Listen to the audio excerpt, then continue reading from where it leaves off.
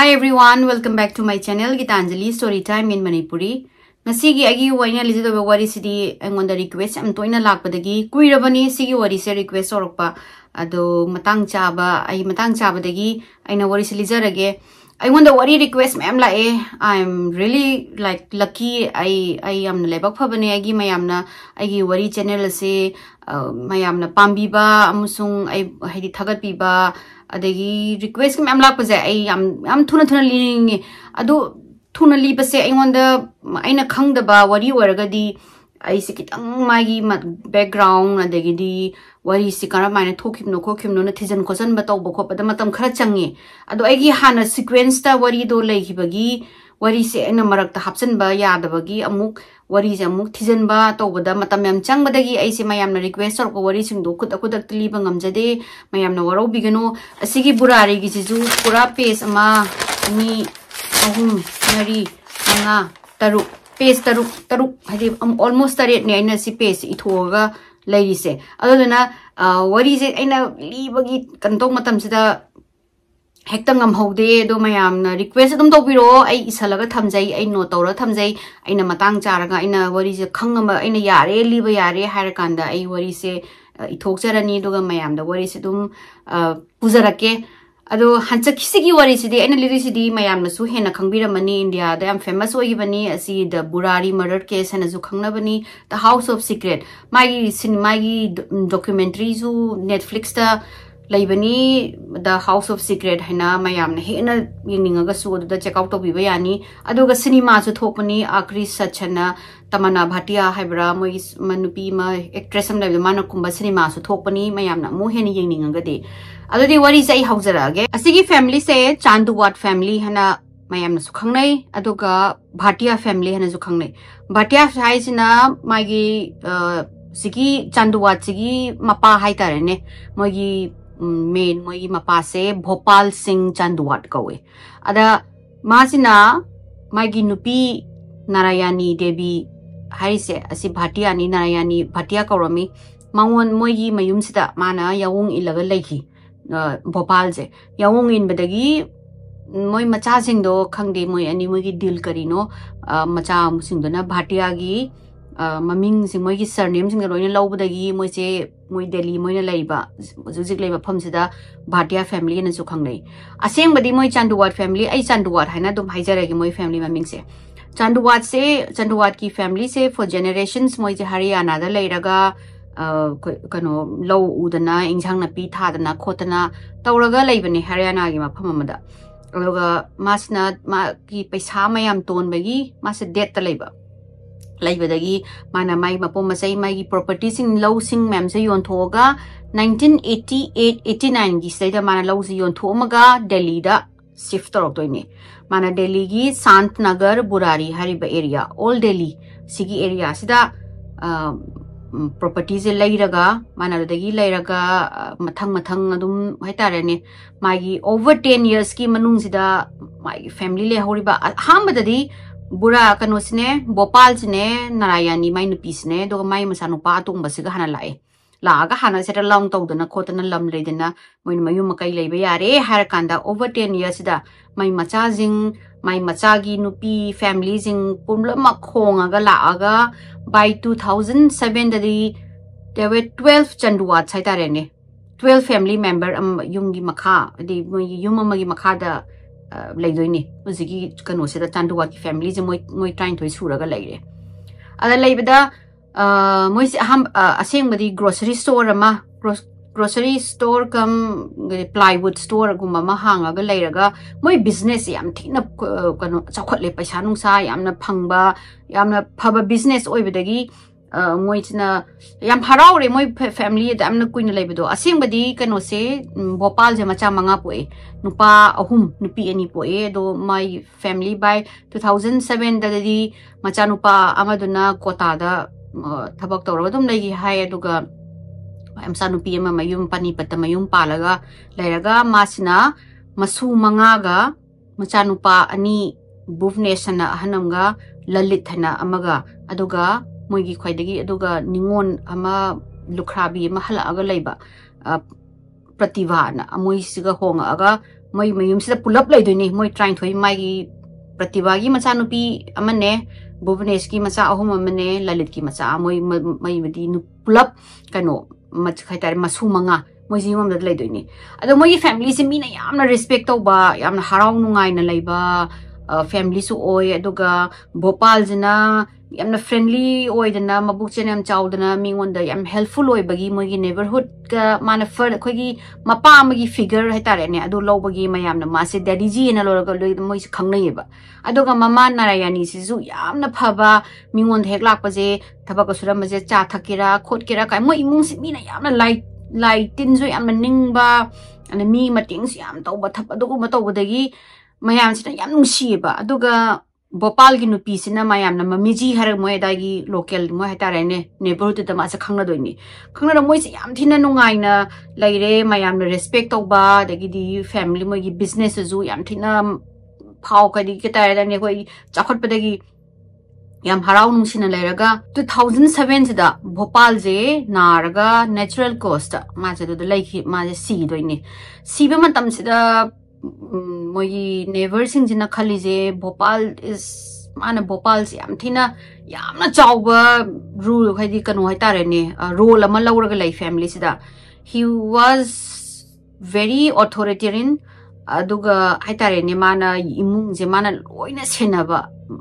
angang macha dagina ahan dagi bo mana si tawdabani du tawdabni ada tawdabani du rule nunga khaidokna khotna yam tawba doguma family ni ada moi gi family gi crisis ida moina neighbor sing na khali je Bhopal aitadi moi je karamaina family sing je fall apart to tare habidi matup to na kai bitare kamain tawni khotni na moina pakhatlam bado adu dogi on thok adugi ona bado ina laktoini moi family je hekta Bhopal na laitra matung sida family se chokholak to ni hen business ka je extra hours thabak to dana dagi de extra khoi angkan to bu khopa adugo yam to raga moi se chokhot pe mathang hengalak to ni ko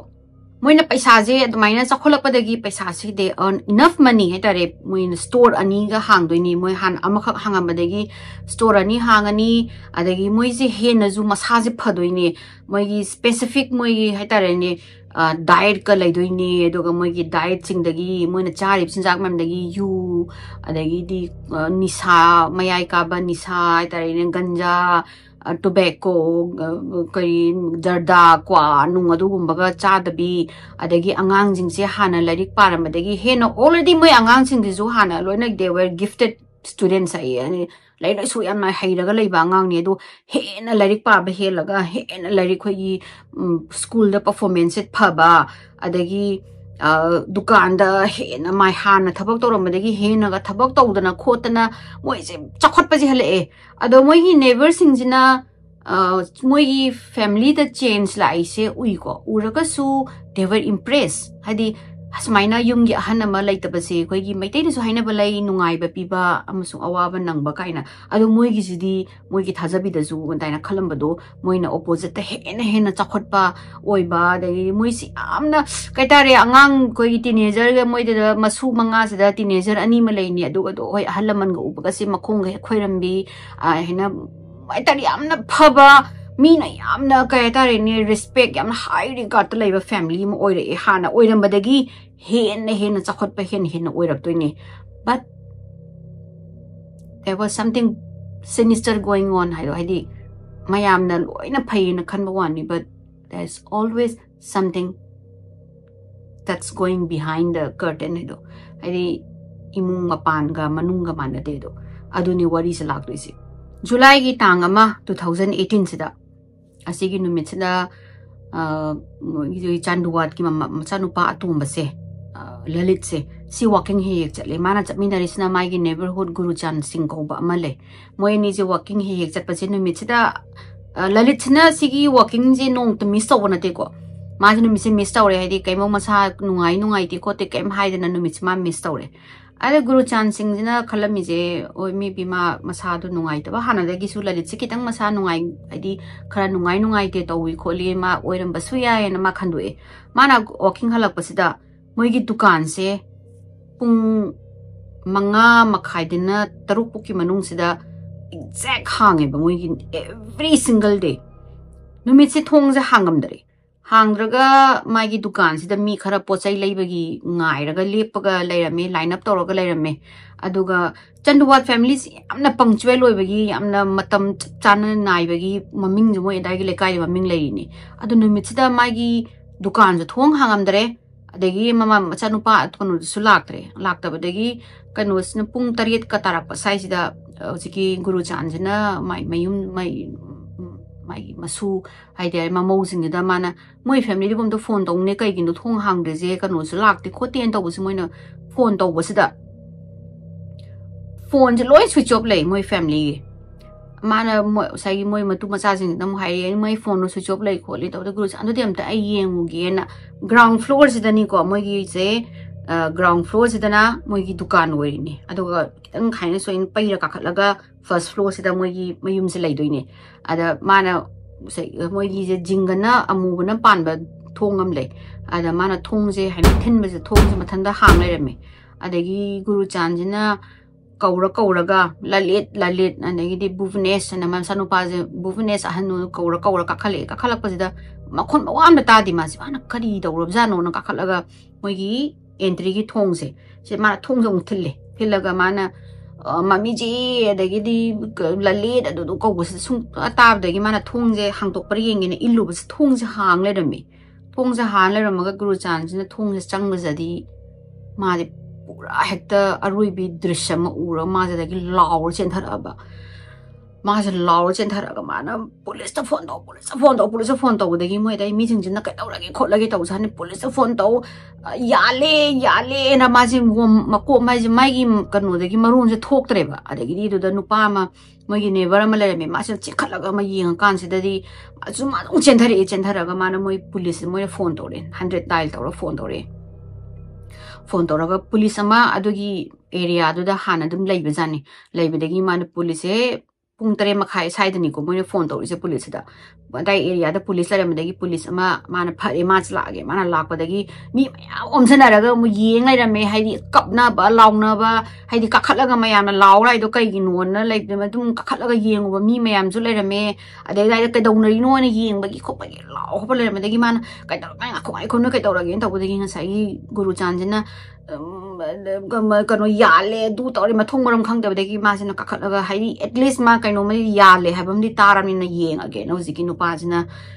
kakhale police no pa je kakhalaga police thong ja hang to yeng sadi ma de hekta ma punsi da udriba drishya ma ure moi family tara ma pura circular haina kro koina thauri yalaga lai ramme yan base no pa je man police na hai ko ma punsi da man yamna mai sugumba situation worse ba mapunsi da udri amok su uda boy jano doga mi to ba mayum su thok ta boy jano na masina tawra ma bu ma second tara da hin leibang ngam deba second tara ma chendara ga mana moi headquarters da phone tawra ga sumaina family tara thuri ya laga sirame kho lein tawdagi police sing ji lak toini police sing ji la kho la yeng kan moi da police sing na yeng doini yeng kan di mi tara sida nupa ani nupi taruk adoga teenager nupa ani maga moi je loina mag yalaga lerame moi gi makhut sing je loina kisali adagi di machinda phi namjalaga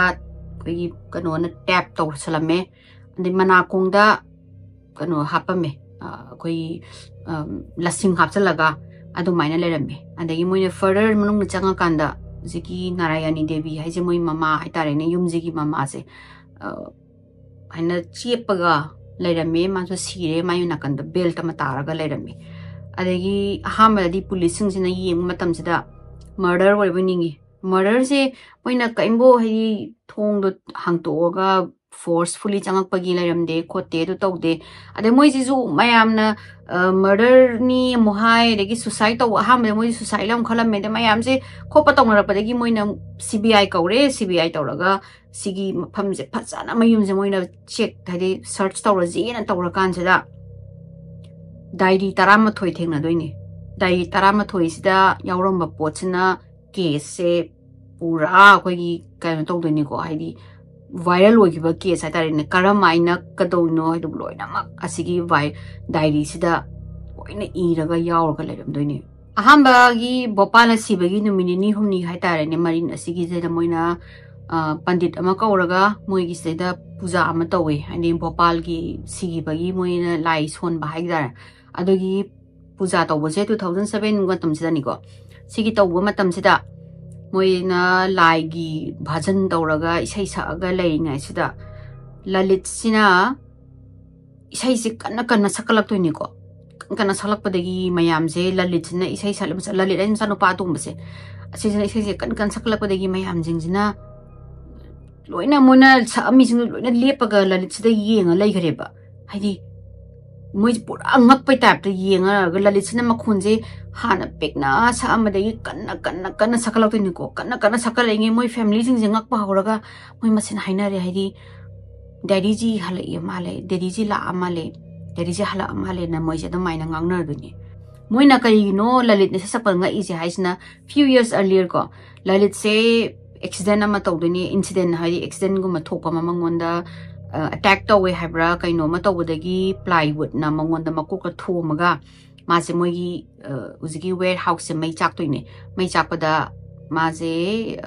मखर कनो तौवे high smoke खरा जो inhale तौगे हाइ अददगी मखनाउजे जिगी brain द सोपुदुने दगी स्मोक इनहेल तौबुदुने मासे वांगांग बथो मदि मरोलो म तोखिदोइनी वांगांग बथो ओइदोइनी थोक्तबदगी मासे वासे कोइना ngangudraga leiurabni leirakansida जिगी भजन तौबु नुमिसिदा ललितसिना इसै जे सकलक्पसिदा मयामसिना ngaktoiniko ngakpaje डायरी से इबा हौरपजे सिगी टाइमिंग से इबा हौरक्तोइनी असिगी ममांगसिदा सुमाइना डैडी जी लागा कनो तोरकनी हाइन ललित की द ब्लेसिंग पीगनी खोकनी अदुनि दानी काइना मोइजे हानादेगी खजि खजि इबा गुम्बा हौबजानी अदुगी टाइमिंग सिदा जुनी ललितना इसै सलक्तना मरुन जे थोलक्तोइने अदगी मरुन हाइदि थोलक्पदगी मागी वॉइस से वा ngang bangame e खोले अदगी मयाम जिंजिंगा ए हाइबदी ओ डैडी जी ना हाइना ब्लेसिंग तौने हाबिजे चुम्मा माले खोला माले न मयाम इमुंग जे खनरा इमुंग की वखनसिदा डैडी जी हले हाइदि भोपाल जे हले न तुम लैखरे मोइदी अदगा मागी डायरी सिदा हांबा हौरपददी अदु माइने हना डैडी जी लाकनी लागा मागी वॉइस पिरमगनी खोलमगनी काइने इरमे इरमबदगी डे टू डे मागी नोंगमदा करि दौवी खोली अदगी जस्ट अदुगा हाइतारे अदुगुम्बा कनो लाइफ की वरी इरमगा खरा लेरगदी जिगी एंट्री जिंग मेजर टर्न लाक्तोइनिको हाइदि इंस्ट्रक्शन की टाइप दा मिंगोन दा हाइदि मोइदा सिटोक मोइ फैमिली मेंबर सिंग जिदा सिटौदौनी का हाइबगी टाइप दा म इंस्ट्रक्शन हाइतारे ने कइनोमा ऑर्डर अमा टाइप दा रूल अमा की टाइप दा तौबा हौरक्तोइनि हामा मोइगी कनो जे मागी स्ट्रेंज एंट्री से हामबगी स्ट्रेंज एंट्री से सेप्टेम्बर की 7 2000 कनो दा सेप्टेम्बर की तांग 3 2007 से दा थोक्तोइने अदोगी ममांगनदी इन हाइदो नॉर्मल एंट्री कइगुमा मैम लाइरमी मोइना जिगी सेप्टेम्बर की तांग 3 की मतुंग जिददी माना हाना नॉर्मल इरमदो अब्रप्टली तोखरनी तोगा इंस्ट्रक्शन की टाइप तला आनी हाइदि अहामबदा मोइ फैमिली मेंबर खुदिंगमक भोपाल की ब्लैक एंड व्हाइट फोटो अमा लौ थम्मु मोइ ममांगा थम्मगा नुंतिगी दुदा लाइ खोरमु दुक थंमै कलोना माना सागी कनो हाइगले अदुगी मतुंग मागी एंट्री सिंगजे अनंबना फ्रीक्वेंट ओइखनबा हौरे अदुगा खोइ याम थिना स्ट्रेंज इंस्ट्रक्शन थारेने मोइना कैदौदगी लाइफ ता अदगी कैदौनी हाइबगी अदगी मोइसिना दे रूल गुम्बा लिस्ट गुम्बा मयाम पीबा हौरे को अद पीरगा हुजिकी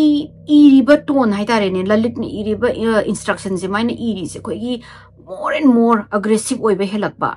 अदगी खोइगी प्यूनिटिव ओइबा हाइतारे हाइबदी करेतारेने टोन ऑफ पनिशमेंट हाइ को प्यूनिटिव से अदुगी टाइप ता अदगी खोइगी हार्श रूल पीबा की टाइप एज इफ माना फैमिली जे पनिश तौबनी हाइबगी टाइप ते इबसे सोम तम तमना सोम इबा हौगले हेंजले हाइदि मोइ इमुंगदगी मचाजिंगदो फोन याम यंगमली का हाइ दुगुम्बा अदगी मचिम मनाव अनि दो खनबगी कनो मरक्ता कदी तिनरगा लयु काइनागा दुगुम्बा अदगी मौ अहंजिना चखुमदा हेन लयु अदुगा ललित की फैमिली सिदा यामना येत कनो ललित नोइना हाइदि यामना मंगोंदा वहलगा ललित हदी ललित तो असमाइना आइन लाको मतमदा मा याम वाई खोली का हदी खंगदे दुगुम्बा याम स्ट्रेंज कोई ओइबा अदगी मोइना करी चाबा याय करम टाइमिंग दा चाबा याय करी लाई खोरमगनी करम कांदा खोरमगनी करम आइना खोरमगनी अदगी karamba miga tinaba yai karamba miga tinaganu kaina haiba adugumba mayam instruction je sum piba sum henjelak doini magi hujiki diary sing je yawrok pasida aduga moi gi am ngai je zum hujiki piriba instruction piriba rule sing je my family de lei mi sing jina loina obey taweba obey tawraga kari haitare ne kari mo moi da di yet pagi khopagi kai mo yawdaba sagi lalituna instruction do iraga piraga family sing jina harau na yai ko yaraga kanambong na haide nang na tawri jai pam de khote haibagi potse amatta yawroi doini sigi moi gi marak sida alit na haize magi mapazigi thawai je halae halaaga mangonda changai mana family jingdugi mi jingdugi soul jingdo kannaba haidi moi thamoi moi thawai jingdo kannaba ma la ini mana piriba instruction jingje noina si obey tawraga noi nungai ba phaba chakhotba tawdoini hai adoga zo hena zu tawre di ngasai mapa duna leikhidaba matungda moi hena zu nungai ba hele aduga tawru bada kai tare ne sigi mafam jida paisa invest taw ka haraga tawraga he profit phangba adagi profit sina mong paisa si thadau ka hara thadaraga adagi hena profit phangba adagi angang singdo si chaw si thau du taw ka haraga hena adi moida kanaba phangba masa hena hana naramba ka se loina phaba adagi lyric laisu hena hadi lalituna instruction je iri khudingi adugumba di mapaduna laaga tawini moidi loina khalini moina mapaduna lai hairabni moji thajare lalituna smai doga mapasigi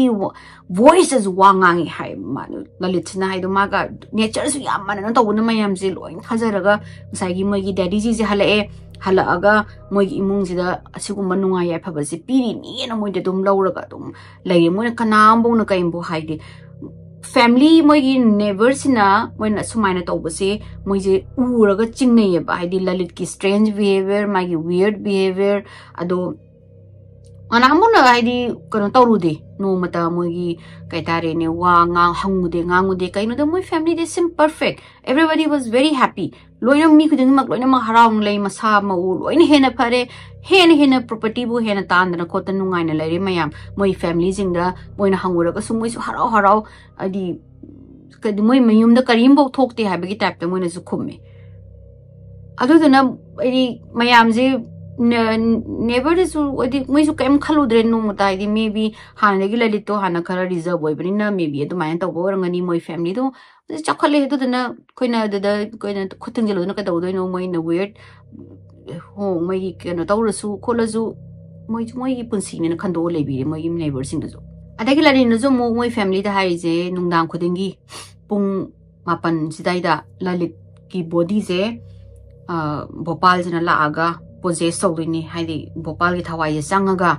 mana iba instruction nin haire aduga mayam singjina moi gi lai khorambagi specific timing ga sulai pung mapan tarak pasida tarjungai mamang jida moi gi yum je laiba family member khuding makse moi mona toro mathabak singje loina mak thokadabane ba toga loi halakadaba mina kari gumba kai dawre kholage kamain to ino na hangagadana daddy ji lakani adugini kitang ka khumu adagi hena khungunu adai hena nang na mi da hai besu yaroi na adu man instruction je pidoi ne ba ada moi nga sai gi mayum zla ani la aga moi family room amera changaga family members sing je loi na phamaga ngai doi ni moi room amada ngaraga lerani aduga lalit se ngai doi ni lalit se la ani la aga moi je gi puja tawdoi ma pham je phamani pung mapan tarak ka se moi mam je phamaga lai khoramaga magi body sida lai tong bai type tawrani mana lai tong isina bhopal gi thawai sanga aga mongon da lai tong inen lai chi tong aga mana da instructions itharak toine ba si taw mayam se adoga lalit na hari je mana pung mapan gi matung da mana wa ngang ba sing je mana ngang ba nate bhopal na la ini du mongon lai ine na ado ma china bhopal se on doira bhopal na ma on doira adu ne moi tok nei se doga magi mama haitare ni bhopal gi nupi lalit ke na mama narayana jina mabung na daddy ji na kaudoi ni ko hujiki nu kano sida lalit sida kaudoi ne di ma je hala abane ne imung jing di pulab thajaraga du da moi lupaga leijagram ni aduga sigi lalit na saina oli kholi have je it will go on for years haidi lalit kano bhopal lalit sina bhopal oli mapa olaga thawai janga ga lai have it will go on for years and years moi na dum haidi थाजरगा दुम लेदुने अदुगा जून गी मतम से 2018 से मोई याम हराउबा मतम मोई कनोगी मोई मसु गतारेने भोपाल गी मसु खैदगी अहन हाइदि प्रतिभा गी हाइदि मचानुपी प्रियंका से मागी लुहोंगबा फिक्स तौबगी मोई से हराउबगी बिग एंगेजमेंट पार्टी में तौदोइने एंगेजमेंट पार्टी से मोई फैमिली मैम से जगोई सादना हराउदना खोतना मतम से मोई पूरा हाइदि हराउ मतम ने नुंगाइबा मतम ने दोगी दुदा मोई से तौरे लोइना मंग everybody was like really happy as माइना मोई family दा अहमल होंगदोइने खोतोइने ना तौरगा लेरे जिकी engagement party से लोरा मतोंग दा लुहोंगबुदी था अहुम मरी वालेबा अदा मोई से दम अदुगी लुहोंगबगी preparation दा करी मोई करी सना सानी माय ओमपोट करी लेनी खोनी दुगुमदा मोई family busy होरगा लेरे अदुगा जून गी तांग कुनगा निपान असिदा मोई मागे हे मोई युमथंगनबा यामना लुना तिनबा नेवरम ले नेवर का से इमुंग जिदा मोइना कौदोइनी कौरगा चाक चादना मोइदा पुरगा देवर लाइक मोइ नुपी सिंग नेम हराउना दिमा प्रियंका दो साइना होंग दो प्रियंका कवै मसु नुपी से प्रियंका दो सुमाइना होंग दोरे खोतोरे दो तौदोइने माइ लुहोंग बगी सी सारी से लैगे यंगो सिदगी लैरुजिरा चानी चोकते लैरुजिरा दु काइ तौदना खोतना हराउरगा लै दो मोइनासु हाइसे बुजिगी फैमिली चकचाब लाइरुजु मोइना करीमबो कई उदेबा मोंदे समथिंग कतारे strange होइबा abnormal होइबा कईबो Ude they normal they very happy मोइ उजी हैप्पी होइजे सिगी नुमित निनी गी मतुंग दने उजी मोइना फंगदोइबा कनोजे मोइना उदोइबा जिगी थौरी यालंबा दृश्य जे दु उदेनी अदुगी नुमि बॉक्स दा मोइ हराव हराव तौरा खोलगा मोइ डिनर चाबा लोइरे मोइदे मयुम दा हनगरे दुगा मोइना अदुगी 48 आवर्स दने नुगी नुमिनि नि मतुंग जने तौरमे मोइ जिक तौरिबा थौदोकसे मोइदि हुजिकी हेगी कनोसिगी डिनर कौद्रि ममांग ने को माना मयाम से कन्विंस तौरिसे नोइना इंस्ट्रक्शन दो खक फॉलो तौबना नोइगी सोल जिंगदो कनमुक्स कदी कनबंगमोय हुजिक नोइ अमा रिचुअल अमा तौसी हन लाइक खरंबम तौजी बात तपस्या हाइगो मोइना खोंगनांग पांबी हाइतारे बनियान ट्री खोइरंबगी रिचुअल अम लई अदुगी रिचुअल दो तौगदबनी फॉर 8 days 8 days दा रिचुअल तौगदबनी रिचुअल असी लोइबगी नुमिन निपानी सुबसिदा आई हलकनी सिनी माना हाइजे मोइना जिकी कनोजिना लाई चंगम तमदा हाइजे पृथ्वी जे काइरसु खोलजु मा high sky will open up हा मई कनोजे आर्ट से हांगतोरकनी स्काई मई चागजु आई लाकनी अदुदुना नोई असिगी वत तपस्या जे बात तपस्या जे तौसी तौदबा नुमित निपानी तौदुइनेबा सिगी बात तपस्या जे कमाइना तौदगी हाइबजे हाना मोइ मखुत मसा लोइन किसलनी अदगी मखोंग कीरनी मोइ तौदोइजे दुगा कोई थौरीजना थौरी यानबगी नु साइदारेने अदुगी कनोजे पोजिशन सेमनी किसलनी अमु अदुगा मुकन्ना मु ताइ दोने किसलनी अमु लुजन तौरनी मखोंग को चिंदो मु लौथोनी अदुगा मु अमा मथम तौनबा अदुमाइना नुमिनि पानी जे तगदबने दुगा लास्ट की दे नुमिसिदना मोइगी असेंगवा पोजिशन जे लौरगा तौगदबनी ना हाइबना मोइजिना मुनुमिनि तारेटनी से तारेने असिगी ममांगजिदा मोइ हुजिकी बाट तपस्या जे हौग्रबने मोइगी सिगी पूजा से मोइना banyan hanging banyan tree roots and हाई आई खोंगनांग पांबिगी कन तारे साइनी याला याला लेबदो अदु माइगी टाइप अदुगी पूजा नि मोइ तौदोइदो असिगी पूजा से तौर मतुंगदा मा आई नोइना आई उबा फंगनी हाइबदे भोपाल गी थवाई नोइना लाकबदो उबा फंगागा अइना दुमाइना लेइदोइनी खोतोइनेना इमान कनो से डायरी से यारोमे मान अदुमाइना अदुगी प्रैक्टिस मोइ तौबा हौरे अदुगा नुमिनि पानी सिदैना मोइगी बॉडी जिंगी मनाक मनाक सिदा इसिंग कप अमा थमो इसिंग जिना कलर चेंज तौबा मतमदा नोइना हुजिकी थौरी यालगा लेबजे मिनिट 10 दैना 30 बोकी मनुंगदा नोइना लाइजे खोइरमगा मंत्र जे सोलगा लेगदबनी असिगी मंत्र सोलिंगाइ सिदा नोइबु सिगी मंत्र सोलगा नोइना थौरी याले हाइबसे ललित सिना लोइनमक हेल्प तौरगनी अदुगा लोइरगा ललित से लोइरगा अदुगा मोइ अनि मागा ललित नुपीसना टिना कवे टिना सिगा मोइ अनि मु यानदोइनी दुगा आई लाक्तोइनी लागा आइना सोरारेंग से सगारगा लागा नोइ मयाम से कंदोइनी न तौबसे मोइ जे थाजरगा इमुंगी मोइ फैमिली सिंग जिना लोइनमा अदुगी पूजा जे तौबा हौबो इलरमे दुनने मोइना ꯆꯥꯛ ꯀꯧꯕ ꯃꯇꯝꯗ ꯍꯥꯏꯗꯤ ꯃꯣꯏꯁꯦ ꯁꯤꯒꯅꯤ ꯍꯥꯏꯕꯁꯤ ꯈꯪꯄꯣꯠꯇꯦꯗꯣ ꯃꯣꯏꯗꯤ ꯍꯧꯖꯤꯛꯀꯤ ꯄꯨꯖꯥꯗꯣ ꯇꯧꯔꯤꯅꯤꯅ ꯃꯣꯏꯅ ꯅꯨꯃꯤꯠ 9ꯅꯤꯁꯦ ꯍꯥꯏꯗꯤ ꯄ꯭ꯔꯦꯛꯇꯤꯁ ꯇꯧꯔ ꯂꯩꯔꯦ ꯑꯃꯨꯛ ꯊꯧꯔꯤꯁꯦ ꯑꯃꯨꯛ ꯀꯤꯁꯟ ꯃꯈꯨꯠ ꯑꯃꯨꯛ ꯇꯧꯔ ꯑꯗꯨꯝ ꯂꯩꯔꯕꯅꯤꯅ ꯃꯣꯏ ꯋꯥꯈꯟꯗ ꯑꯗꯨꯝ 8 daysꯤꯁꯨ ꯑꯗꯨꯃꯥꯏꯅ ꯇꯧꯗꯣꯏꯅꯤꯅ ꯑꯗ 8th day ꯍꯥꯏꯇꯥꯔꯦꯅꯦ ꯖꯨꯂꯥꯏ ꯇꯥꯡ 30 ꯁꯣꯔꯤ ꯖꯨꯟꯒꯤ ꯇꯥꯡ 30ꯁꯤ ꯅꯨꯃꯤꯠꯁꯤꯗꯩꯗ ꯄꯨꯖꯥꯁꯦ ꯍꯧꯕꯒꯤ ꯃꯣꯏ ꯆꯥꯛꯁꯦꯕꯨ ꯂꯣꯏꯅꯃꯛ ꯃꯌꯨꯝ ꯃꯀꯩꯗ ꯇꯧꯔꯦ ꯈꯣꯠꯂꯦ ꯑꯗꯨꯒ ꯉꯁꯥꯏꯒꯤ ꯃꯄꯥꯟꯗꯒꯤ ꯃꯣꯏ ꯆꯥꯛ ꯆꯥꯅꯕ ꯈꯔ ꯑꯣꯔꯗꯔ ꯇꯧꯔꯦ ꯑꯗꯨꯒ ꯄꯨꯂꯤꯁꯁꯤꯡꯁꯤꯅ ꯌꯦꯡꯕ ꯃꯇꯝꯗꯁꯨ ꯀꯩꯅꯣ ꯑꯩꯈꯣꯏꯒꯤ ꯁ꯭ꯇꯨꯜ ꯑꯃꯨꯕ ꯑꯩꯈꯣꯏꯒꯤ ꯁ꯭ꯇꯨꯜ ꯑꯃꯨꯕ ꯂꯩꯔꯒ ꯂꯥꯛꯄꯁꯦ ꯃꯣꯏ ꯑꯉꯥꯡ ꯃꯧ ꯑꯃꯒ ꯃꯆꯥ ꯑꯃꯒꯅ ꯂꯩꯔꯒ ꯂꯥꯛꯄꯁꯨ ꯅꯨꯃꯤꯠꯁꯤꯗ ꯎꯏꯀꯣ ꯑꯗꯨꯒꯤ ꯁ꯭ꯇꯨꯜꯗꯨꯁꯨ ꯃꯣꯏꯅ ꯑꯗꯨꯗ ꯄ꯭ꯔꯦꯛꯇꯤꯁ ꯇꯧꯕꯒꯤ ꯁ꯭ꯇꯨꯜꯁꯤꯡꯗꯨꯁꯨ ꯍꯥꯏꯗꯤ ꯑꯗꯨꯗ ꯂꯩꯔꯒ ꯄꯣꯔꯛꯄꯒꯤ ꯑꯗꯨꯁꯨ ꯎꯏ ꯃꯣꯏꯅ ꯍꯧꯖꯤꯛꯀꯤ CCTVꯁꯤꯗ ꯑꯗꯨꯒꯤ ꯄꯨꯔ ꯂꯥꯛꯑꯒ ꯃꯣꯏꯁꯤꯅ ꯄꯣꯖꯤꯁꯟꯗ ꯄꯨꯡ 10ꯁꯤꯗ ꯍꯕꯟ ꯑꯃ ꯇꯧꯏ ꯍꯕꯟ ꯇꯧꯕꯒꯤ ꯍꯕꯟꯗꯤ ꯑꯩꯈꯣꯏꯒꯤ ꯃꯩ ꯊꯥꯗꯣꯛꯑꯒ ꯂꯥꯏ ꯈꯣꯏꯔꯝꯕꯗꯣ ꯍꯕꯟ ꯇꯧꯕꯒꯤ ꯃꯩꯁꯤꯁꯨ ꯃꯄꯥꯟꯗ ꯂꯩꯔꯝꯃꯦ ꯍꯕꯟ ꯇꯧꯊꯣꯛꯑꯦ ꯍꯕꯟ ꯇꯧꯊꯣꯛ ꯂꯣꯏꯔꯒ ꯄꯨꯖꯥꯁꯦ ꯄꯨꯡ 1 ꯑꯗꯨꯗ ꯇꯧꯗꯣꯏꯅꯤꯀꯣ ꯑꯗꯨꯅ ꯕꯥꯔꯣ ꯇꯥꯔꯛꯄ ꯕꯥꯔꯣ ꯃꯈꯥꯏ ꯇꯥꯔꯛꯄ ꯁꯥꯏꯁꯤꯗ ꯃꯣꯏꯁꯤꯡꯁꯦ ꯄꯣꯖꯤꯁꯟꯗ ꯂꯣꯏ ꯂꯩꯔꯦ ꯃꯣꯏ ꯐꯦꯃꯤꯂꯤꯁꯤꯡꯁꯦ ꯃꯈꯨꯠ ꯀꯤꯁꯜꯂꯦ ꯍꯥꯏꯗꯤ ꯃꯅꯤꯡꯗ ꯑꯉꯥꯡ ꯑꯖꯨꯡꯕ ꯑꯗꯨꯒ ꯃꯣꯏ ꯑꯍꯟꯁꯤꯡꯗꯨꯅ ꯂꯂꯤꯠꯀ ꯇꯤꯅꯥꯒꯁꯤꯅ ꯃꯈꯨꯠ ꯀꯤꯁꯜꯂꯦ ꯃꯣꯏꯒꯤ ꯇꯦꯂꯤꯐꯣꯟ ꯋꯥꯌꯔ ꯈꯣꯠꯄ ꯀꯟꯅ ꯆꯦꯠꯅ ꯀꯤꯁꯜꯂꯝꯃꯦ ꯀꯤꯁꯜꯂꯦ ꯃꯈꯣꯡ ꯀꯤꯁꯜꯂꯦ ꯑꯗꯒꯤ ꯃꯆꯤꯟ ꯃꯦꯟꯁꯤꯜꯂꯦ ꯀꯩꯅꯣ ꯇꯦꯞ ꯇꯧꯁꯜꯂꯦ ꯃꯅꯥꯀꯣꯡꯗ ꯀꯩꯅꯣ ꯂꯥꯁꯤꯡ ꯍꯥꯞꯆꯜꯂꯒ ꯃꯃꯤꯠ ꯂꯣꯏ ꯀꯤꯁꯜꯂꯣ ꯂꯣꯏꯅ ꯀꯤꯁꯜꯂꯦ ꯃꯣꯏꯅ ꯐꯦꯃꯤꯂꯤꯁꯤꯡꯗꯣ ꯑꯗꯨꯒ ꯃꯃꯥꯁꯤꯗꯤ ꯉꯁꯥꯏꯒꯤ ꯑꯍꯟꯁꯤꯗꯤ 80 years old ꯁꯨꯔꯦꯀꯣ ꯅꯥꯔꯌꯥꯅꯤꯁꯦ ꯃꯥꯅ ꯁꯤꯕ ꯃꯇꯝꯗ ꯃꯥꯁꯤꯗꯤ ꯍꯧꯖꯤꯛꯀꯤ ꯁ꯭ꯇꯨꯜꯗꯨꯗ ꯀꯥꯈꯠꯄ ꯉꯝꯗꯕꯅꯤ ꯈꯪꯗꯦ ꯃꯁꯥꯗꯣ ꯂꯨꯝꯕꯒꯤ ꯀꯨꯏꯅ ꯂꯦꯞꯄ ꯉꯝꯗꯕꯅꯤ ꯈꯪꯗꯦ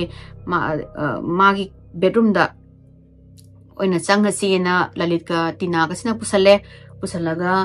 ꯃꯥꯅ ꯍꯥꯏꯅ ꯍꯤꯞꯄꯒꯤ ꯄꯣꯖꯤꯁꯟꯁꯤꯗ ꯕꯦꯜꯠꯇꯨꯅ ꯂꯂꯤꯠꯀ ꯇꯤꯅꯥꯒꯅ ꯕꯦꯜꯁꯤꯗ ꯀꯟꯅ ꯀꯤꯁꯜꯂꯒ ꯃꯈꯣꯔꯤꯁꯨ ꯀꯩꯇꯥꯔꯦ ꯃꯈꯣꯔꯤꯗꯣ ꯃꯦꯠꯂꯒ ꯍꯥꯠꯂꯦ ꯁꯤꯔ ꯃꯇꯨꯡꯗ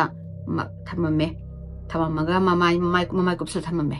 ꯃꯣꯏ ꯑꯅꯤ ꯊꯣꯛꯂꯛꯑꯒ ꯃꯌꯥꯝꯁꯤꯡꯗ ꯄꯣꯖꯤꯁꯟꯗ ꯂꯩꯕꯁꯤꯡꯗꯣ ꯃꯌꯥꯝꯗꯣ ꯃꯣꯏꯅ ꯁ꯭ꯇꯨꯜꯗꯣ ꯂꯣꯏꯅ ꯀꯥꯎꯊꯔꯒ ꯂꯣꯏꯅꯃꯛ ꯃꯣꯏꯒꯤ ꯐꯦꯃꯤꯂꯤꯁꯤꯅ ꯁꯨꯝ ꯅꯥꯀꯟꯗ ꯈꯅꯥꯎꯗꯣ ꯁꯨꯝ ꯅꯥꯀꯟꯗ ꯃꯦꯠꯄꯒꯤ ꯁꯣ ꯊꯤꯡꯉꯒ ꯁꯤꯗꯣꯒꯤ ꯐ꯭ꯔꯤꯡ ꯆꯣꯡꯉꯤ ꯃꯅꯨꯡꯁꯤꯗ ꯂꯂꯤꯠꯀ ꯇꯤꯅꯥꯒꯗꯨꯁꯨ ꯃꯃꯥꯡꯗ ꯃꯈꯨꯠ ꯀꯤꯁꯟꯖꯔꯦ ꯃꯣꯏ ꯑꯅꯤ ꯍꯦꯜꯞ ꯇꯧꯅꯔꯦ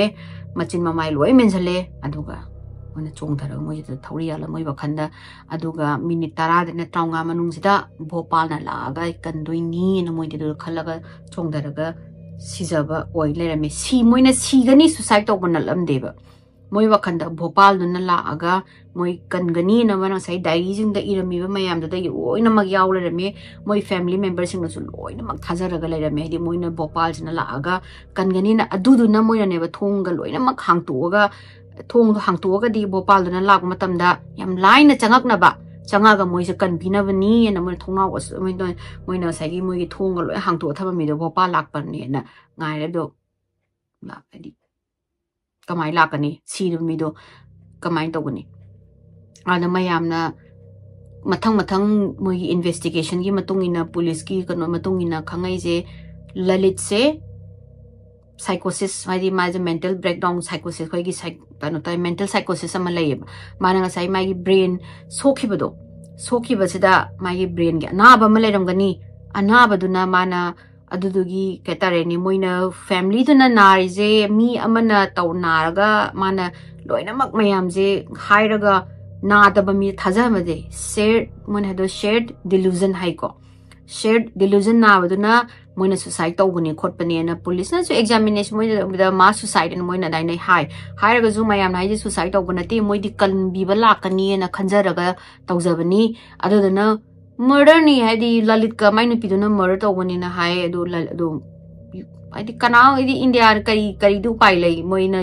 ꯁꯦꯌꯔ ꯗꯤꯂꯨꯖꯟ ꯑꯣꯏꯔꯁꯨ ꯀꯅꯥꯃꯨꯅ ꯀꯩꯝꯕꯨ ꯍꯥꯏꯗꯦ ꯃꯣꯏꯅ ꯀꯅꯥꯃꯨꯗꯁꯨ ꯃꯣꯏꯒꯤ ꯐꯦꯃꯤꯂꯤ ꯃꯦꯝꯕꯔ ꯀꯅꯥꯃꯨꯗꯁꯨ ꯀꯩꯝꯕꯨ ꯃꯣꯏꯒꯤ ꯅꯦꯕꯔꯗꯁꯨ ꯍꯥꯏꯔꯝꯗꯕꯅꯤꯅ ꯅꯣꯕꯗꯤ ꯅꯣꯁ ꯋꯥꯠ ꯋꯥꯁ ꯒꯣꯏꯡ ꯑꯣꯟ ꯏꯟ ꯗ ꯐꯦꯃꯤꯂꯤ ꯀꯃꯥꯏꯅ ꯇꯧꯔꯤꯅꯣ ꯈꯣꯠꯂꯤꯅꯣ ꯃꯣꯏ ꯍꯥꯏꯗꯤ ꯂꯂꯤꯠꯇꯨꯅ ꯑꯗꯨꯃꯥꯏꯅ ꯑꯗꯨ ꯌꯥꯝꯅ ꯑꯣꯊꯣꯔꯤꯇꯤ ꯃꯥꯅ ꯀꯩꯅꯣ ꯉꯝꯕ ꯃꯌꯥꯝꯕ ꯚꯨꯕꯅꯦꯁ ꯍꯥꯏꯗꯣ ꯂꯩꯅ ꯃꯥꯅ ꯂꯣꯏꯅꯃꯛ ꯏꯃꯨꯡꯗꯣ ꯃꯥꯅ ꯇꯦꯛ ꯑꯣꯚꯔ ꯇꯧꯔꯒ ꯃꯥꯒꯤ ꯏꯟꯁꯇ꯭ꯔꯛꯁꯟꯗꯣ ꯌꯥꯔꯒ ꯈꯣꯠꯂꯒ ꯑꯗꯨꯃꯥꯏꯅ ꯇꯧꯕꯗꯨꯁꯨ ꯂꯥꯏꯔꯤꯛ ꯂꯥꯏꯁꯨ ꯍꯩꯈ꯭ꯔꯕ ꯃꯥꯒꯤ ꯃꯆꯥꯁꯤꯡ ꯃꯥꯒꯤ ꯃꯁꯨ ꯂꯩꯔꯤꯁꯤꯡ ꯃꯥꯒꯤ ꯂꯩꯔꯤꯕ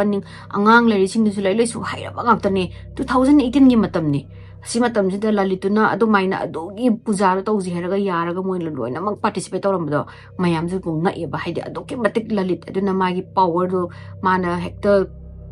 kamaina magi karita rene khujinduna chappaga leibanga mudo imungda mayam haije sigi family jina nari se shared delusion ni aduna sigi delusion matungina moina laina se naraga moi gi ritual hai tare ni tapasya je sigi lai khoramba se tawbasida lalit ki makok sakpaduna moi madui matung ilubadagi moi mapunsi mangbani na dumaina police ki conclusion da dumaina lay adani mayam kari khange aidi sigi family sida koiba potse karino aisu khangde ai zu documentary do yeng kanda yam ngaksunga e amuksu mi atopai makhut yawbra na sum khalle adu moina police ngran diary sing do para matung da di amuksu khalle aina e mi makhakna do maina family ma pulap oina generation ahum du kamaina hato ino kholino na kamaina hatpa magi kari influence do yamna leiba du oina aisu do aina khalle adari wari je swai lotion jarage mayam mathangi wari da mu thengnarasi aigi wari se mayam nungai biragadi share tawbiramu like tawbiramu subscribe tawbiramu adu mathangi wari dong thengnarasi ko mayam bye